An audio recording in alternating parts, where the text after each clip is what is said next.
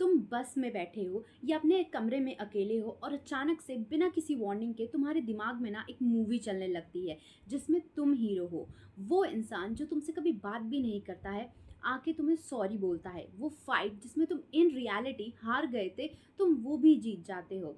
और जब तुम्हें होश आता है तब तुम्हें पता चलता है कि 2 घंटे बीत गए सिर्फ सोचते सोचते, कुछ किए बिना।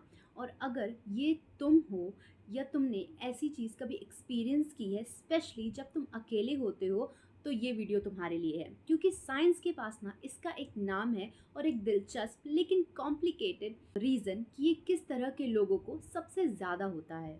पहले ना ये चीज़ क्लियर कर लेते हैं कि डे ड्रीमिंग कोई वीकनेस नहीं है।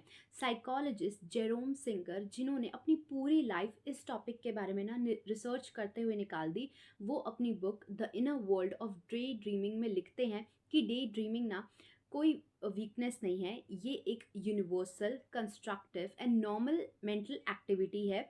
ये तुम्हारे बॉडम को टॉलरेबल बनाती है, तुम्हारी क्रिएटिविटी बढ़ाती है और तुम्हारे टेंशन को रिलीज करती है। तो अगर तुम कभी कभी जोन आउट हो भी जाते हो तो तुम्हारे साथ कुछ गलत नहीं है। ये तुम्हारे ब्रेन का ना एक नेचुरल डिज़ाइन है। अब यहाँ ना एक थ्योरी आती है जो काफ़ी इंटरेस्टिंग है और जिसे समझना भी ज़रूरी है, लेकिन इसे ना हम थोड़ा केयरफुली हैंडल करेंगे क्योंकि ये थ्योरी जितनी फैसिनेटिंग है उतनी ही डिबेटेड भी है। तो साइकोलॉजिस्ट हांस आइसेक की अराउजल थ्योरी कहती है कि कुछ लोगों का बेसलाइन ब्रेन अराउजल दूसरे लोगों से ज़्यादा होता है। इन्हें हम इंट्रोवर्ट कहते हैं।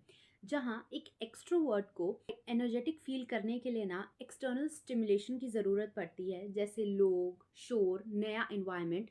वहीं इंट्रोवर्ट का दिमाग इतना स्विच्ड ऑन होता है कि उसे कोई भी एक्सटर्नल स्टिमुलेशन ना ओवरवेलमिंग लगता है। तो थ्योरी ये कहती है कि ऐसा दिमाग ना अपना स्टिमुलेशन खुद बना लेता है। और सबसे इजी, सबसे अवेलेबल इंटरनल स्टिमुलेशन होता है एक vivid, self scripted day dream. अब ये इंट्रोवर्टेड लोगों के साथ ही ज़्यादा क्यों होता है? वेल, इसका एक कॉमन एक्सप्लेनेशन ये हो सकता है कि जो लोग इंट्रोवर्टेड या इंटरनली ज़्यादा फोकस्ड होते हैं, वो अपनी रिच इनफ फैंटेसीज़ की तरफ ज़्यादा अट्रैक्ट होते हैं, ज़्यादा खिंचते हैं उसकी तरफ, as a source of stimulation की तरह। लेकिन ये अभी भी सिर्फ इमर्जिंग आइडिया है, कोई सेटल्ड फैक्ट नहीं।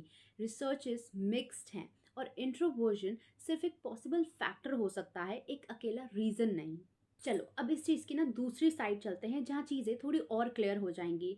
2002 में यूनिवर्सिटी ऑफ हाइफा के प्रोफेसर अली सोमर ने पहली बार एक टर्म कॉइन किया था, मैलाडैप्टिव डे ड्रीमिंग। उन्होंने इसे ये कह के डिफाइन किया है कि ये एक एक्सटेंसिव फैंटेसी एक्टिविटी है जो रियल ह्यूमन इंटरेक्शन को ना ख़त्म कर देती है। ये तुम्हारी academic, social and professional life में रुकावट बन सकती है।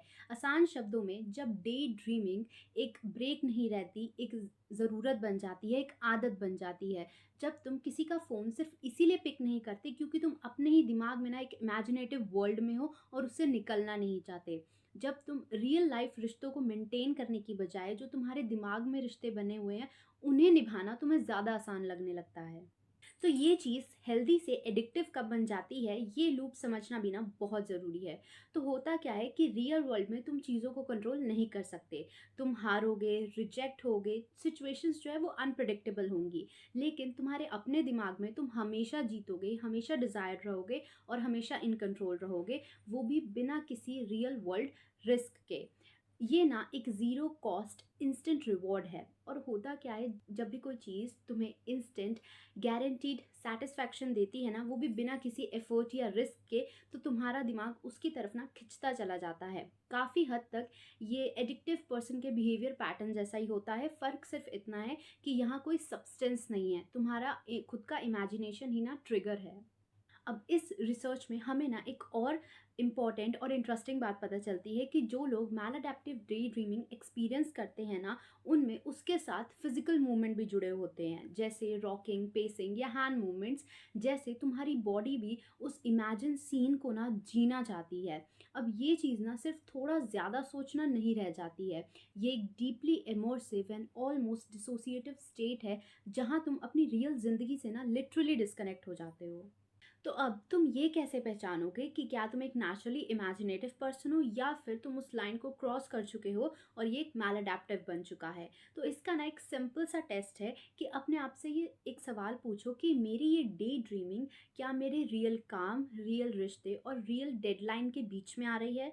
और अगर इसका आंसर हाँ है, तो अब ये एक हार्मलेस हैबिट नहीं रही है। और एक चीज़ यहाँ मैं और ऑनेस्टली बता दूँ कि इसका अभी तक कोई भी प्रूवन एंड गारंटेड क्योर नहीं है साइंस के पास। पहली रैंडमाइज्ड कंट्रोल ट्रायल में एक छोटा सा वेब बेस्ड प्रोग्राम टेस्ट किया गया था जिसमें self monitoring and mindful meditation use की गई थी, और जिससे एक अच्छी खासी परसेंटेज ऑफ पार्टिसिपेंट को रियल इम्प्रूवमेंट भी हुआ था। लेकिन ये कोई गारंटीड क्योर नहीं है। और आज जो मैं तुम्हें 2 ट्रिक्स बताने वाली हूँ वो भी कोई मैजिक फिक्स नहीं है, लेकिन ये दोनों उन टेक्निक्स पे बेस्ड हैं जो उस ट्रायल में टेस्ट हुई थी।